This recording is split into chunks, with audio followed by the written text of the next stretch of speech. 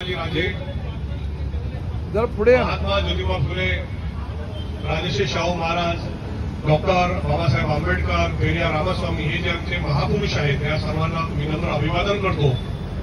आणि आज ही जी विशेष सभा आपण इथे आयोजित केलेली आहे, विशेष सभा ज्या भारताच्या गृहमंत्र्यांसंदर्भात त्याचं नाव मी घेणार नाही, तर त्याचा मी सुद्धा जाहीर निषेध करतो। ओबीसी सेवा संघाच्या वतीने मी त्याचा जाहीर निषेध करतो। आणि त्यांनी जे वक्तव्य म्हटलेलं आहे की आजकाल आंबेडकर आंबेडकर आंबेडकर आंबेडकर आंबेडकर आंबेडकर नाम लेना एक फैशन बन गया है। इतना नाम अगर भगवान का लेते तो आपको 7 जन्म स्वर्ग मिल जाता। आणि त्याचं दुखणं काय आहे, या भारताच्या संविधानाने या देशाला तसा स्वर्ग बनवून टाकलेला आहे। स्वर्गात जायची गरज नाही, स्वर्गात जायची घाई तुम्हाला असेल बाबा तर तुम्ही भगवान भगवान म्हणा, स्वर्गात जा। स्वर्ग आहे का? मला तरी अजूनपर्यंत स्वर्गात गेलेला कोणीच माणूस परत येऊन सांगितलेला भेटलेला नाही, आणि जो स्वर्गात गेला तो परत येत नाही। त्याच्यामुळे ही जी कल्पना आहे या कल्पनेतून कुठेतरी त्यांनी बाहेर यायला पाहिजे।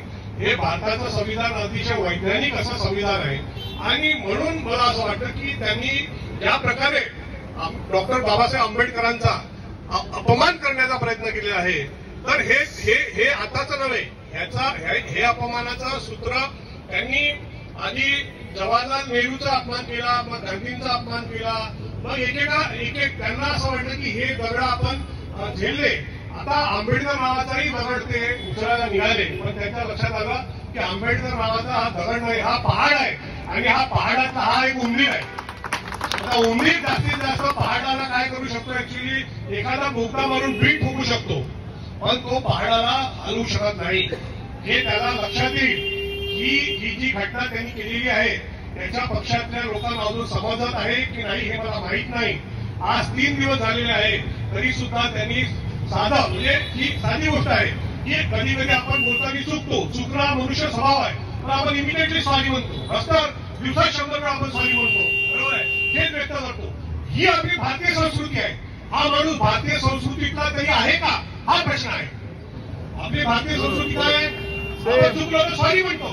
त्याच्यामुळे मला असं वाटतं की ही साधी भारतीय संस्कृती सुद्धा नाही। त्या आपण महाभारतामध्ये जर काही गेलो आपल्याला माहित आहे की त्या पांडवांनी त्या कौरवांना फक्त म्हटलं होतं की 5 गावं द्या आम्हाला, पण त्यांनी अट्टास केला 5 गावं काय, आम्ही तुम्हाला सुईवर एवढी सुद्धा जागा देणार नाही। आणि त्याचा शेवटी महाभारत झाला आणि ते कौरव 100 मेले, लक्षात घ्या। त्यामुळे अट्टहास हा जो असतो, असा अट्टहास तर मी या देशाच्या प्रधानमंत्र्यांमध्ये सुद्धा बघत नाही। मागे जेव्हा शेतकऱ्यांचं आंदोलन झालं होतं या देशाचे प्रधानमंत्री मोदी स्वतः टीव्हीवर आले होते आणि त्यांनी जाहीरपणे शेतकऱ्यांची माफी मागितली होती आणि तिन्ही कायदे मागे घेतो असं म्हटलं होतं। तर काय हा जो माणूस आहे त्याचं मी नाव घेऊ इच्छित नाही, कारण नाव घ्यायलाही की नाही तो, आणि त्यांनी बाबासाहेबांच्या नावाची फॅशन स्वतः सुरू केली, कारण त्यांनी स्वतःच्या भाषणामध्ये आंबेडकर आंबेडकर आंबेडकर आंबेडकर आंबेडकर आंबेडकर 6 वेळा म्हटलं, म्हणजे त्याला सुद्धा ते नाव 6 वेळा घ्यावं लागतं। तर हा जो माणूस आहे हा माणूस काय मोदीपेक्षा मोठा आहे का, हा माणूस घटनेपेक्षा मोठा आहे का, माणूस हा देशापेक्षा मोठा आहे? अरे या डॉक्टर बाबासाहेब आंबेडकरांमुळे या देशामध्ये असणारे जे सामाजिक मागासलेले लोक होते, या 75 वर्षात या देशामध्ये जी क्रांती झाली, सामाजिक क्रांती झाली, त्या सामाजिक क्रांतीतून आज schedule caste, schedule tribe, OBC, Maratha या सर्व सामाजिक मागासवर्गीय लोकांतून आज तिथे कलेक्टर दिसतात, इंजिनियर दिसतात, डॉक्टर दिसतात, वकील दिसतात, आणि त्याच्यामुळे हा जो देश होता हा देश एक स्वर्ग झालेला आहे। मग हे खुपतं का तुम्हाला? बरोबर आहे ना, हे तुम्हाला खुपतं का? मग तरी सुद्धा आंबेडकरांचं नाव ह्यांना काय घ्यावं लागतं? लक्षात ठेवा, या देशामध्ये आंबेडकर नाव हे त्या माणसाला सुद्धा घ्यावं लागलं। आता त्याचा इथे फोटो लावलेला आहे, त्याला सुद्धा घ्यावं लागलं, कारण या देशामध्ये आंबेडकर नाव हे काही लोकांची मजबूती आहे तर काही लोकांची मजबुरी आहे। या देशातल्या 85-90% सामाजिक मागास असलेल्या लोकांची ही मजबूती आहे, तर जे 10% लोक आहेत त्यांना निवडून येण्यासाठी त्यांची मजबुरी आहे। त्यांना मजबूर राहावं असं आपण म्हणतो का? आपण त्यांना भारताच्या संविधानाने स्वातंत्र्य संस्था बंधुभाव दिलेला आहे, आपण त्यांना म्हणतो आओ गली में हमसे, पण तुम्ही कशा दबावाने हे सगळं गुंडाला? अरे तुम्ही तुमच्याबद्दल सर्वांना माहिती, तुम्ही खुल्या ईडी, सीबीआय आणि ज्या संघटना आहेत त्या संघटनेचा उपयोग केलेला आहे. लोकशाहीच्या पद्धतीने तुम्ही निवडून आलेले आहात का? प्रत्येक मठ सुद्धा की त्याला काहीतरी शिक्षा होते, ठीक आहे, पण ती शिक्षा होते तेव्हा कोर्टाचा ते त्याला दाखवतात, बघा हे असं करा, नाही तुम्हाला शिक्षा होईल, नाही का माझ्या पक्षात या, मग मी भूल टाकतो तुम्हाला. असं कधी लोकशाही असते का? हा अतिशय वात्रटपणा सुरू आहे देशामध्ये. मी याला वात्रटपणा म्हणेल, एक इमॅच्युअर्ड मेंटॅलिटीचं हे काम सुरू आहे. आणि हा जो देश 140 कोटीचा देश आहे, या देशाच्या खरंच भवितव्याचा प्रश्न निर्माण झालेला आहे. या देशामध्ये ज्याही विचार करणाऱ्या संघटना आहेत, वैचारिक संघटना आहेत, त्यांनी सुद्धा विचार करायला पाहिजे की हा एकटा माणूस त्या सर्व संघटनांना सुद्धा गोत्यात आणत आहे. त्याच्यामुळे एक माणूस कधी संघटनेच्या वर राहू शकत नाही. ज्याही वैचारिक संघटनेचा तो असेल त्या संघटनेला सुद्धा मी सांगू इच्छितो. तर मला असं वाटतं की ही गोष्ट आपण समजून घेतली पाहिजे की या देशामध्ये लोकशाही आहे. लोकशाहीच्या माध्यमातून लोक निवडून तुम्हाला पाठवतात. तुम्हीच आमच्याकडे येतात, मोठमोठ्या सभा घेता, हात जोडता, आम्हाला मत द्या, आम्हाला मत द्या, आम्हाला मत द्या. तर तुम्ही आहात कोण? तुम्ही आहात कोण? तुम्ही आमचे सेवक आहात. तुम्ही स्वतः हात जोडून माझ्याकडे आले म्हणून तुम्ही म्हणू शकतो, नोकर शब्द मी वापरत नाही, पण तुम्ही सेवक आहात. आणि आम्ही भारतीय लोक, आज आम्ही भारतीय लोक या देशाचे मालक आहोत. मी मालक म्हणून या व्यक्तीला आदेश देतो की तू ताबडतोब माफी माग आणि ताबडतोब राजीनामा दे. ताबडतोब माफी माग, ताबडतोब राजीनामा दे. हे जे तू या संस्थाचा तो विचार करायला की बा या संस्था मी वापरून काही करू शकतो.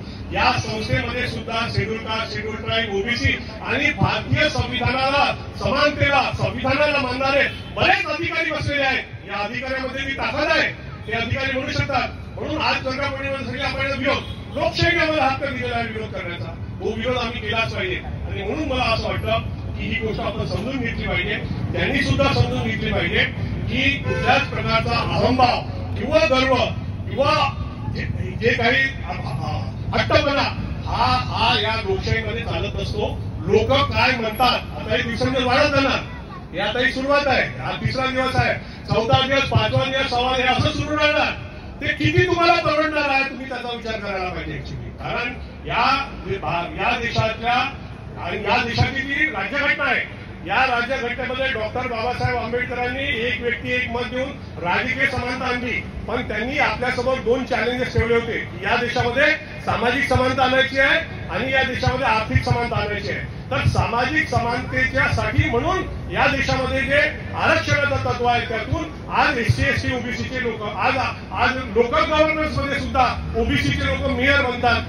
बरोबर आहे, मेयर बनतात, ओबीसी म्हणजे सरपंच बनतात, जिल्हा परिषद मध्ये अध्यक्ष बनतात. हे सगळं का होऊन राहिलं? कारण या देशाच्या संविधानाने त्यामध्ये सर्वांना समान आणायचं, सामाजिक समता आणायची आणि आर्थिक समानता आणायची, हा हे त्यात तत्व आहे. पण तुम्ही जर का असा विचार कराल की विशिष्ट एखाद्या व्यक्तीला धरून आम्ही त्याला श्रीमंत बनवू, तर सर्वसाधारण गरीब लोकांनी हा विचार करायला पाहिजे. या देशात काय सुरू आहे की एकीकडे जर का कालपर्यंत गरीब लोक 20% होते, 80% होते आणि श्रीमंत 20% होते. आता हे गरीब लोक काय झाले, 80 ते 90, हे 20 ते 10, मग हे 90 ते 95, मग ते 5, मग हे 98, 99 पर्यंत गरीब जातील आणि 1% लोक श्रीमंत राहतील. हा देश संविधानाने सांगितलाय का? संविधानाने म्हटलंय की आर्थिक समानता आणायची, कमी जास्त पैसे सगळ्या पैसे असू शकतील, पण तरी सुद्धा आर्थिक समानता आणणे, सामाजिक समानता आणणे हे भारताच्या, आणि म्हणून हे भारताचं संविधान वारंवार त्यांना असं वाटतं की आमच्या मार्गामधला अडथळा आहे. आणि त्या अडथळ्याला निर्माण करणारा जो महामानव आहे ते डॉक्टर बाबासाहेब आंबेडकर आहे. आणि म्हणून त्याचं असं हे बेताल वक्तव्य डॉक्टर बाबासाहेब आंबेडकरांबद्दल आलं ते त्यांनी जाणीवपूर्वक केलं. कारण चुकून केलं असतं तर त्यांनी आता माफी मागितली असती, सॉरी म्हटलं असतं. आणि मी जाणीवपूर्वक त्या माझ्या म्हणण्यावर अंमल करून तसाच राहतो, ह्या अट्टासाच तो पेटलेला आहे.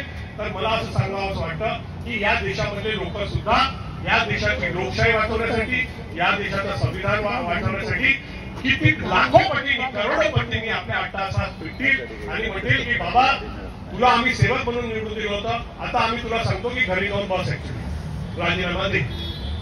पण ही गोष्ट आता त्यांनी आपल्याला एक चान्स दिलेला आहे लोकांना जागृत करायचा, लोकांना सांगायला बाबा ही मुजुरी किती वाढलेली आहे, तर ही मुजुरी तुम्ही वेळीच थांबवली जर का नाही तर हा देश हुकुमशाहीकडे जाऊ शकतो.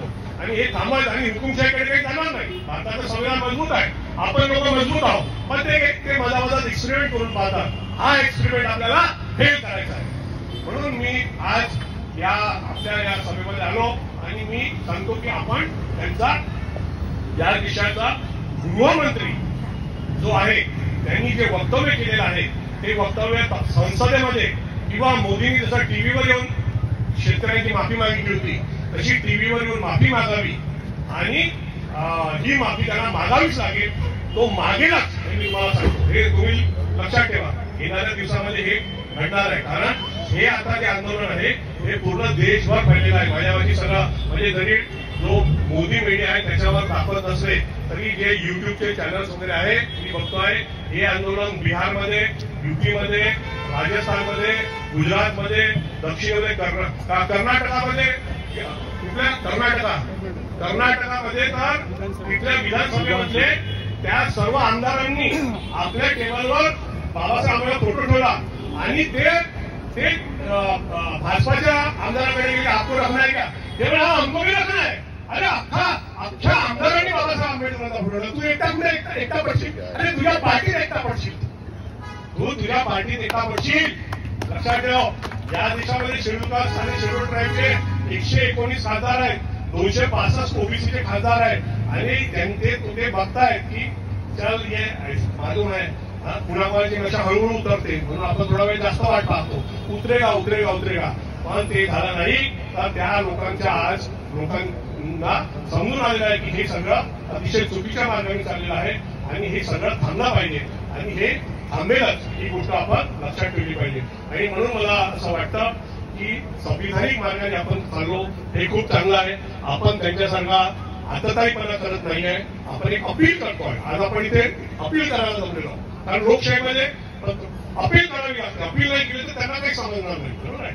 ही एक अपील आहे आणि ही अपील सक्सेसफुल होईल तेव्हा या देशाची लोकशाही सक्सेसफुल झाली, या देशाचं संविधान सक्सेसफुल झालं. लोक बाबासाहेबांचं नाव घेतात कारण या देशामध्ये बाबासाहेबांच्या संविधानाने जे परिवर्तन घडून आणलं त्यामुळे या देशाच्या संविधानाला आम्ही आमचा धर्मग्रंथ मानतो. आम्ही या देशाच्या संसदेला आमचं मंदिर मानतो आणि हे जे शिवाजी फुले शाहू आंबेडकर पीआर आहेत यांना आम्ही आमचे भगवान मानतो.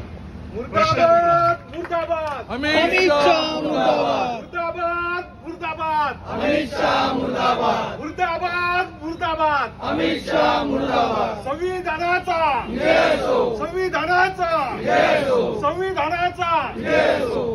त्यामुळे ही जी निषेध सभा आहे आपण सर्व लोक इथे आले आणि लोकशाही पद्धतीने आपण ही निषेध आंदोलन केलं. हरिश्चंद्र पवार साहेब आणि आपली सर्व मंडळी आहे, सर्व पक्षाचे लोक आले. मला आनंद वाटला. सर्व लोक आपली जात पात धर्म पक्ष सगळे सोडून आले. ते मी बघतोय सर्व पक्षाचे लोक आहेत ऍक्च्युअली. म्हणजे सर्व लोक सर्व पक्षाचे सर्व जात पात धर्म सोडून आले. याचा अर्थ आम्ही कोण आहोत? सर्व भारतीय आलेलो आहोत. आता मला सांगा 140 कोटी भारतीय आणि एकीकडे एकटा हा व्यक्ती नाव घेत नाही. नाव घ्यायचं माझ्या तोंडून नाव निघालं माणूस मोठा असायला पाहिजे. मी हरिश्चंद्र पवार साहेबांचं नाव घेतलं माणूस मोठा आहे. छोट्या माणसांनी मी नाव घेत नाही. बरोबर आहे. तर ते तसं नाव कमव मग मी तुझं नाव घेईल. बरोबर की नाही. तर त्याच्यामुळे फक्त आपल्यापाशी असणाऱ्या सत्तेतून तुम्हाला जर का असं वाटत असेल की तुम्ही मोठमोठे लोक आले आणि मोठमोठे लोक गेले खतम झाले काही त्यांचा इतिहास राहिलेला नाही. पण तुम्हाला तुमचा इतिहासात एक चांगलं नाव नोंदवायचं असेल तर जगाच्या पाठीवर तुमचं नाव होईल की जेव्हा लोकांचा आक्रोश वाढला तेव्हा लोकशाहीचा मान देऊन या व्यक्तींनी माफी मागितली, त्या व्यक्तींनी राजीनामा सुद्धा दिला तर तुमचा लोकांच्या मनामध्ये आदर वाढेल. तुम्ही लोकशाहीला मानता आणि तुम्ही बाबासाहेबांना खरोखरच मानता. बाबासाहेब तुम्ही म्हणता की ते फॅशन झालेली आहे. बाबासाहेब फॅशन नाही. Babasaheb is a nation. Babasaheb is a nation आणि Babasaheb is a ration also. प्रत्येक घरात खाण्यापिण्याची वस्तू जी आहे ती म्हणजे बाबासाहेब. आता ज्या लोकांसाठी बाबासाहेब नेशनही आहे आणि ज्या लोकांसाठी बाबासाहेब रेशनही आहे अशा माणसासमोर बेटा तू कसा लढणार? किती एकटा आहेस तू? तुला याची जाणीव नाही आहे. पण मी एक वकील तुला ही जाणीव करून देण्यासाठी इथे आलेलो आहोत. समजून घे, वेळी समजून घे, हे तुझ्यासाठी तुझ्या भल्यासाठी चांगलं राहील ही ताकीद मी जनसभेतून देतो आहोत. जनसभा ही विधानसभा आणि लोकसभेपेक्षा मोठी असते, कारण तिथे फक्त निवडक लोक जातात. इथे सगळा भारतीय समाज एकत्र येत असतो. म्हणून ही जनसभेची ताकद त्यांनी समजून घेतली पाहिजे. एवढंच मला या प्रसंगी सांगावंसं वाटतं आणि तो त्यांचा निषेध आपण जाहीररित्या पुन्हा व्यक्त करूया. जय भारत, जय संविधान. डॉक्टर बाबासाहेब आंबेडकरांचा विजय असो. डॉक्टर बाबासाहेब आंबेडकरांचा विजय असो. डॉक्टर बाबासाहेब आंबेडकरांचा विजय असो. अमित शाह मुर्दाबाद. अमित शाह मुर्दाबाद. अमित शाह मुर्दाबाद.